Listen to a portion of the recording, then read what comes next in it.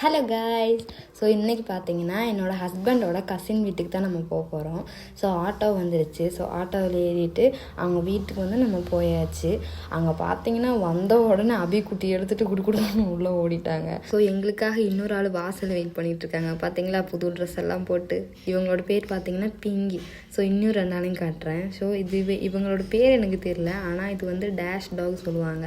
So ஒரு ஆள் மட்டும் நல்லா உஷாராக என் கூட விளாண்டுட்டு இருந்தாங்க. இன்னொரு ஆள் ஒன்றெல்லாம் யாரு கண்டுப்பா அப்படின்னு சொல்கிற மாதிரி மைண்டே பண்ணாமல் இருந்தாங்க. இவங்களோட ஃபஸ்ட்டு பையனுக்கு பார்த்தீங்கன்னா இந்த மாதிரி பேர்ட்ஸ் வளர்த்துறது, ஃபிஷ்ஷு, நாய்க்குட்டி இதிலெல்லாம் ரொம்பவே இன்ட்ரெஸ்டடான ஒரு ஆள். ஸோ இப்போ அவன் ஃபாரினில் இருக்கனால நிறைய வந்து பேர்ட்ஸ் எல்லாமே கொடுத்துட்டான். புறாவில் நிறைய வெரைட்டி புறாவெல்லாம் இருந்துச்சு. ஸோ இப்போ இருக்கிறது பார்த்தீங்கன்னா 3 நாய்க்குட்டி, ஒரு தேனிக்கூடு இருந்துச்சு, நெக்ஸ்ட்டு 3 வகையான கிளிகள் இருந்துச்சு.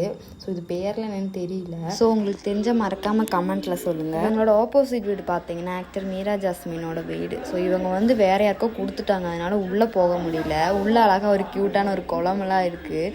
ஸோ இன்னி போக முடிஞ்சால் நான் வந்து உங்களுக்கு அந்த குளத்தை காட்டுறேன். நீ நெக்ஸ்ட் வீடியோவில் பார்க்கலாம். பாய்.